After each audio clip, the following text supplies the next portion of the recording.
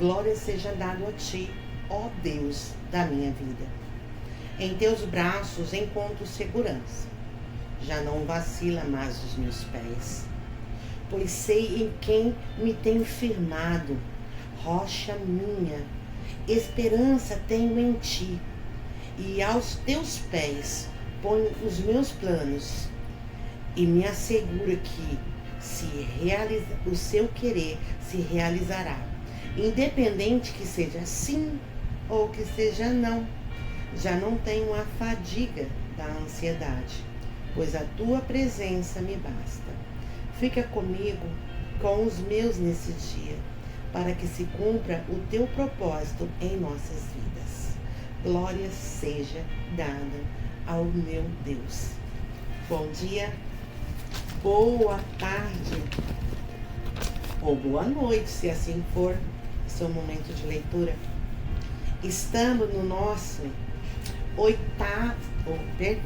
estamos no nosso 9º capítulo do livro da escritora Joanna Weaver, Como Ter um Coração de Maria no Mundo, de Marta. Louvado seja Deus. Continuemos. Ela o proclamou como Cristo, seu Messias. Finalzinho do áudio 1. Continuamos o áudio 2. Mas, além da compreensão teológica de Marta, encontro no versículo 28 a mudança mais doce de todas. E, dito isso, partiu e chamou em segredo a Maria, sua irmã, dizendo: o mestre está aqui e chama-te. Espere um minuto. O que aconteceu com a rivalidade das irmãs que vemos em Lucas 10? Não havia mais ressentimentos, não havia mais nenhuma forma de competição. Marta não apenas sentia a dor da perda do seu irmão, como também solidarizava-se com a dor de sua irmã. E naquela hora, em lugar de afastar Maria dos pés de Jesus, Marta os indicava. Estava claro que essa não era a mesma mulher que vimos antes naquela casa em Betânia. Não existia mais a ansiosa e exigente rainha de tudo. Em seu lugar, ficou uma mulher com um coração transformado. É o tipo de coração transformado que todas nós desejamos, mas passamos a maior parte da vida nos perguntamos como alcançá-lo. Creio que ganhamos um coração novo do Senhor da mesma maneira que Marta, sendo receptivas ao ensino. E ser receptiva ao ensino envolve 3 coisas: estar disposta a ouvir, agir conforme o que ouvimos, corresponder à disciplina. Você tem ouvidos? Ouve, Israel, o Senhor nosso Deus é o único Senhor. Durante centenas de séculos, todas as manhãs, os judeus religiosos têm recitado Deuteronômio 6:4. Esse versículo abre o chamar, a principal confissão de fé do povo judeu. Amará, pois, o Senhor teu Deus de todo o teu coração e de toda a tua alma e de todo o seu poder. Deuteronômio 6:5. O chamar, a presente palavra hebraica significa ouve tu, e é também uma palavra para nós. A Escritura contém a grande verdade, palavras poderosas que podem mudar a vida, se estivermos dispostos a o chamar, dispostas a ouvir. Infelizmente, parece que o povo de Deus sempre teve problemas para ouvir. Talvez seja hereditário. Muitas vezes lemos no Antigo Testamento sobre os esforços de Deus para comunicar-se com os seus filhos teimosos. Porém, falando vós eu, não ouviste, antes fostes rebeldes ao mandado do Senhor, e vos ensoberbeceste, e subiste à montanha. Deuteronômio 1:43. Porém ouviu profetas entre eles para os fazer tornar ao Senhor, os quais protestaram contra eles, mas eles não deram ouvidos. 2 Crônica 24:19. Porém estendeste a tua benignidade sobre eles por muitos anos, e protestaste contra eles pelo teu espírito, pelo ministério dos teus profetas. Porém eles não deram ouvido, pelo que os entregaste na mão dos povos da terra. Neemias 9:30. Não é difícil enxergar um padrão aqui. Quase desde o início dos tempos, o povo de Deus se opõe à obra transformadora de Deus, ao recusar-se a ouvir, ao tirar a voz divina da sintonia. Fazemos a mesma coisa quando nos recusamos a prestar atenção à voz do seu Espírito em nossas vidas. Algumas vezes, a recusa para ouvir é liberada. Não queremos enfrentar o que achamos que Deus tem a dizer. Outras vezes, penso que é quase inconsciente. Vivemos em estado de recusa, pois não conseguimos mais desempenhar nenhuma tarefa que o Senhor deseja que façamos. Às vezes, permitimos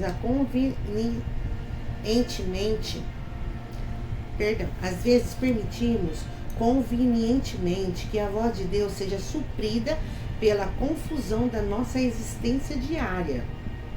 Recusamos ouvi-lo nos ocupando demais com a leitura bíblica e a oração. É quase como se fôssemos crianças insubordinadas que tampam os ouvidos, batem os pés e começam a zumbir bem alto, justamente para não ouvirem o que os pais estão tentando lhe dizer. Independentemente do modo como fazemos, o resultado final é o mesmo. Quando nos recusamos a ouvir o Senhor, nós o excluímos. Negamos ao Senhor a oportunidade de nos ensinar, de transformar nossas vidas e de trabalhar através de nós para transformar o mundo. Certamente é por essa razão que Jesus recompensa o ato de ouvir. Por repetidas vezes, o chamado da trombeta de Cristo entremeia os evangelhos, repetindo as palavras do chamado. Quem tem ouvidos, ouça. E por 8 vezes em Apocalipse, Jesus instrui sua noiva, a igreja, a ouvir. Quem tem ouvido, ouça o que o Espírito diz às igrejas. Sem sombra de dúvida, o Senhor ainda fala hoje, através das Escrituras, através de nossas circunstâncias, em nossos corações, através da voz do Espírito Santo. Nós podemos ouvi-lo se desistirmos da rebelião e da recusa. Podemos ouvir sua voz e, quando o escutarmos atentamente, ele vai nos ensinar. Quem tem ouvido, ouça e preste atenção. Como Deus fala com você? Embora saibamos que Deus fala claramente através da Bíblia, muitas de nós ainda não sabemos como ouvir a voz de Deus em nosso espírito. Como Deus fala com você? Alguém perguntou à escritora e palestrante Carole Mayhall. Achei a resposta dela imensamente prática e útil. Comigo, ele fala através de um sinal inconfundível em meu coração. Ele nunca falou comigo em voz alta, mas às vezes o pensamento colocado pelo Senhor em minha alma é tão vivido que só pode ser dele. Muitas vezes é apenas um pensamento ou uma ideia que flameja em minha mente. E eu sei que vem do Senhor. Às vezes é um pensamento tão diferente de tudo que eu estava pensando, ou tão criativo que eu jamais seria capaz de imaginá-lo, ou ainda oposto ao que eu queria ouvir de Deus. Quando isso acontece, o pensamento está em conformidade com a Bíblia. Sei que ouvi a voz de Deus de um modo inconfundível. Oro frequentemente para que possa ouvir a voz divina mais vezes e com maior clareza. Quando não consigo, sei que ele não parou de falar. Eu é que parei de ouvir. João 10:27 diz assim: as minhas ovelhas ouvem a minha voz, e eu conheço-as, e elas me seguem. Fazendo o que Jesus diz. Apenas ouvir a palavra de Deus não é o bastante, naturalmente. A Bíblia deixa isso muito claro. O poder transformador de Deus em nossas vidas é expandido quando não só ouvimos, mas também agimos conforme o que ouvimos. De fato, com a nossa verdadeira recusa em aplicar a verdade divina em nossas vidas, podemos acabar não ouvindo sua voz no futuro. O pecado verdadeiramente bloqueia nossos ouvidos espirituais, da mesma forma que a cera em excesso tampa o ouvido físico. Quando isso acontece, podemos aparecer para ouvir, acenando com a cabeça e dizendo sim, mas não estamos compreendendo absolutamente nada. Pessoas com ouvidos tapados espiritualmente estão sempre aprendendo, mas nunca podem chegar ao conhecimento da verdade.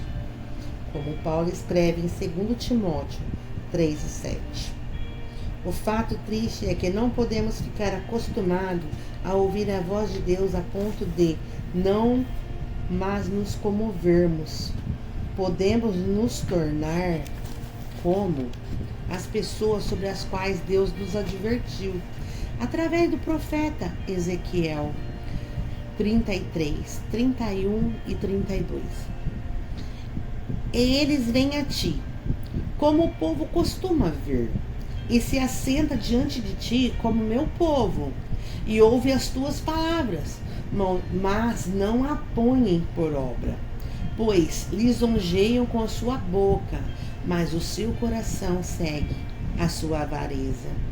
E eis que tu és para eles como uma canção de amores, canção de quem tem voz suave e que bem tange, porque ouve as tuas palavras, mas não a põe por obra. Essa declaração soou assustadoramente familiar, não? Da mesma forma soa as palavras de Tiago, o irmão de Jesus. E sede cumpridores da palavra, e não somente ouvintes. Tiago 1:22. Já falei bastante sobre a obediência nesse livro, principalmente porque acredito que ela seja o ingrediente especial da intimidade com Deus e a chave para termos um coração de Maria. A obediência é exatamente sobre o que estamos falando aqui. Ou levamos as palavras de Jesus ao coração e mudamos, ou vamos ouvir e desprezá-las. E desprezar a voz de Deus é pior do que não ouvir, especialmente quando dizemos que o amamos. Quando os meus filhos se recusam a ouvir, tenho vontade de citar as palavras de Jesus em João 14:21. Aquele que tem os meus mandamentos e os guarda, este é o que me ama. Não me diga que você me ama. É o que quero dizer quando eles vêm suplicando para assistir a desenhos animados, depois de terem recebido uma ordem para limparem seus quartos. Obedeçam as minhas ordens. Jesus não mede palavra conosco. Ele diz com franqueza tudo o que é realmente importante em nossas vidas. Ele coloca o dedo em nosso ponto sensível, nos lugares afetados pelo pecado, que tentamos esconder com tanta dificuldade. Aponta para o nosso quarto bagunçado e diz: faça isso e viverá. Temos que obedecer porque Ele deseja que vivamos. Oswaldo Chambers iluminou minha vida de muitas formas, mas talvez nenhuma foi tão penetrante como esta verdade sobre a importância da obediência. Todas as revelações de Deus estão seladas até serem abertas por nós através da obediência. Obedeça a Deus de modo como Ele lhe mostra e instantaneamente a próxima etapa se torna acessível para você. Deus nunca vai revelar mais sobre si mesmo até que você tenha obedecido ao que já conhece. Infelizmente, é mais fácil falar sobre a obediência do que fazer alguma coisa a respeito. Dissecamos e analisamos a verdade divina. A colocamos em debate e filosofamos sobre ela. Fazemos qualquer coisa, mas não permitimos que ela atinja a nossa vida. O que Jesus realmente queria dizer? Perguntamos uns aos outros enquanto refletimos sobre as palavras de Cristo no estudo bíblico de quarta-feira à noite. Certamente, ele não quis dizer que precisamos vender tudo o que temos e dar aos pobres. Concluímos. Depois continuamos a explicar por que precisamos reduzir as ofertas de missões até que tenhamos saldado a dívida do carro novo. Esse é um exemplo extremado, naturalmente. Mas penso que há algo dentro de nós que se rebela contra a autoridade de Deus em nossa vida. Algo profundo que insiste em fazer as coisas do nosso jeito. Isso acontece hoje da mesma forma como aconteceu quando Eva resistiu a Deus no jardim. Quando os filhos de Israel ignoraram as advertências dos profetas e quando os judeus crucificaram a Jesus. E a pergunta de Pilatos aos judeus ainda ecoa hoje. O que vocês farão com o homem? Conhecer a Cristo significa ouvir as suas palavras e obedecê-lo amorosamente. Caso contrário, não o conhecemos de fato.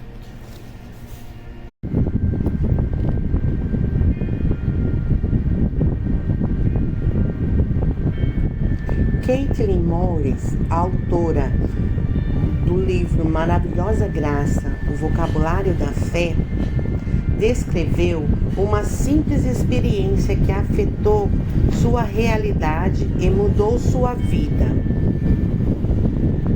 O grupo de mulheres da sua igreja pediu-lhe para conduzir um estudo bíblico sobre o anticristo, uma tarefa para a qual ela não se sentia preparada. O conjunto de materiais de estudo lhe deu alívio, mas não muita ajuda prática, pois afirmava que até mesmo Agostinho havia desistido do assunto. Ele alegou que a questão que estavam além do seu entendimento. Então Cat pediu ajuda ao seu pastor. Rapidamente ele resumiu e repudiou a tendência que os cristãos têm de sempre identificar o anticristo com seus inimigos pessoais ou com as autoridades detestáveis por eles. É uma tentação indolor, escreve Norris. Em nosso século, o anticristo foi identificado como Adolf Hitler, Joseph Stalin, Pol Pot e, tendo em vista a histeria política generalizada na América, sem dúvida também foi em relação a Bill e Hillary Clinton. Mas então escreve Morris, o pastor disse algo tão simples, mas que ficaria em seu coração para sempre. Cada um de nós age como um anticristo, ele disse, sempre que escutamos o evangelho e não lhe damos ouvido.